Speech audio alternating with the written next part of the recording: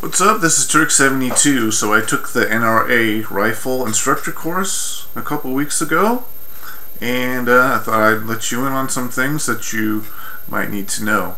So again, this is not an endorsement or a critique of the course. These are just some things that you might need to know that could increase your chances of passing the course. First of all, let me say that rifles are not my strong suit. I shoot rifles normally 2 to 3 times a year, so keep that in mind. I kind of took it on a whim. I did have a few weeks to prepare, but you know, I did kind of take it on a whim. I wasn't sure I was ready for it, but I did end up passing the class. So I took the class in the San Francisco Bay Area, so no, I'm not going to release the name of the instructor or anything. But again, it's a 3-day course. Because I took it with basic instructor training, I decided to renew that, and then there are 2 days of the actual rifle course. So now where I live, the NRA pistol instructor class is 2 days with the basic instructor training.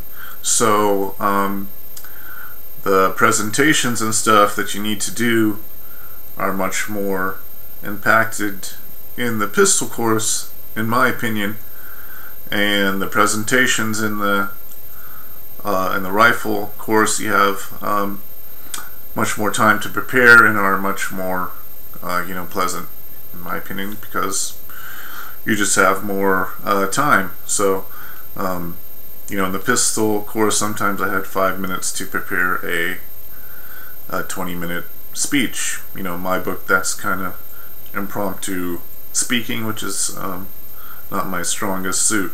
So again, in the rifle course, you have a lot more time to prepare. So, alright, let's jump right into it. So, first thing off the bat is I had to take the basic NRA rifle test right away in the course. It was closed book, so there was no time to prepare for it or review any materials unless you already had them from a different NRA course, or if you're already an instructor. So that test was a lot more difficult than I expected it to be. So I was not prepared for that. Again, I already am an NRA instructor. If I wanted to, I could have ordered the materials and reviewed them, or just got any type of book on basic rifle and reviewed that.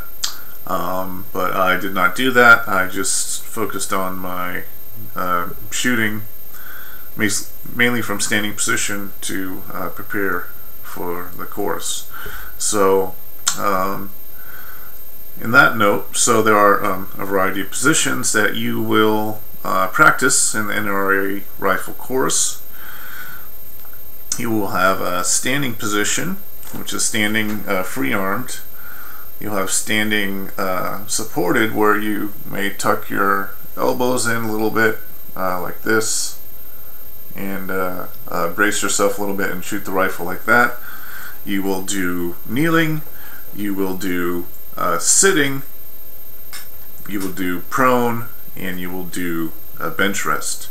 So the NRA sitting position is not a tabletop position. It's not with your elbows on the table sitting. It's not that. I was naive on that. NRA sitting position is with your butt on the floor, basically, and then you are, I don't know if I can demonstrate it, but you are sitting like this and resting your elbows on your legs. So that is the NRA sitting position. So I did not prepare to shoot like that. Fortunately, I did not have to qualify with that particular position, or else I could have been in trouble. But in your your course? Are they going to have you qualify doing those? I don't know. So the courses, the positions I had to qualify with were bench rest, prone, and standing free arm. So what I did is I mostly practiced my free arm position. So you have to hit, in my course you have to hit a 4.5-inch target at 25 yards with 80% accuracy. So that was the main thing I did, is practice hitting that from a standing position.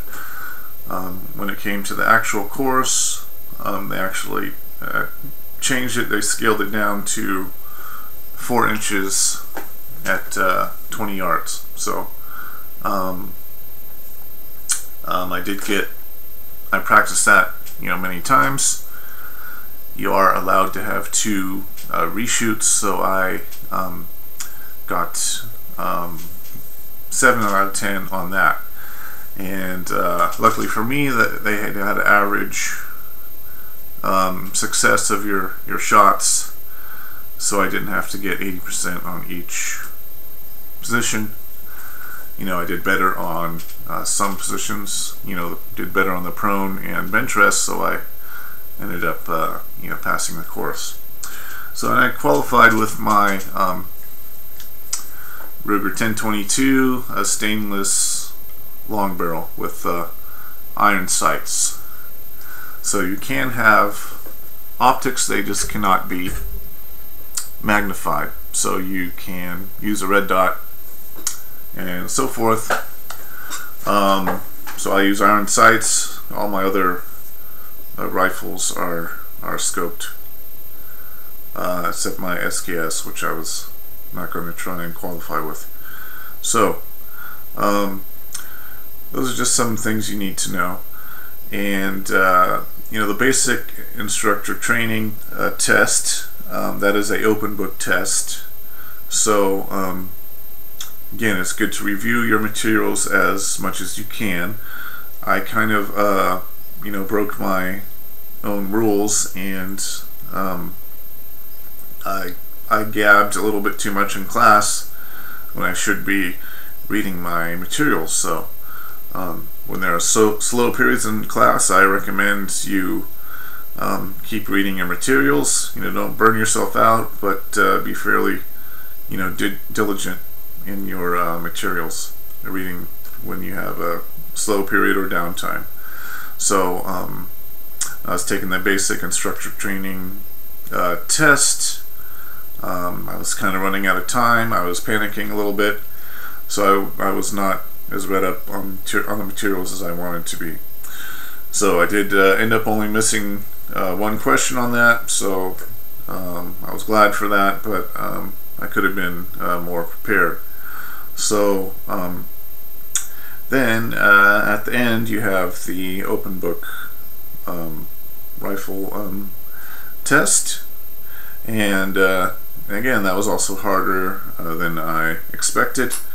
So there are a number of questions that can be considered trick questions on the test. You should definitely know what the grooves in the rifle does and that sort. They may try and confuse you and use different terms, or reverse things. So know the inner parts of your rifle. The chamber is behind. The chamber is in the rear of the barrel. Again, I'm not saying this as concrete fact. I'm just saying you for the purposes of the test. The chamber is in the rear of the barrel. I would say the chamber is behind the barrel, not inside the rear of the barrel, but again, for the test, the chamber is in the rear of the barrel. Again, some other things, the loop sling. Okay, so the loop sling is not used in hunting, typically. So what sling is used is the 2-point sling. So those are just a couple of things that I thought I mentioned. bring lots of ammo, bring different types of ammo, just in case one is not working for you. I had some trouble on the prone position. Again, I didn't really practice it. I guess I didn't think I needed to at that distance, but I had to reshoot the prone position. I changed up my ammo just to see what would help, and it did. So I did much better with the different ammo on the prone position. For whatever reason, it was the end of the course. I was tired, so just keep that in mind. Also keep in mind when you're prone to make sure you have your head all the way over towards your sights, or else you may hook your shots to the right or left. So those are basically my tips for what you can do to pass the course. So let me know what you think if you have any questions. So I hope this is helpful. I don't see a whole lot of people providing this type of information, so I thought I'd put it out there. So I hope you appreciate it. Yeah, this is Trick 72 out.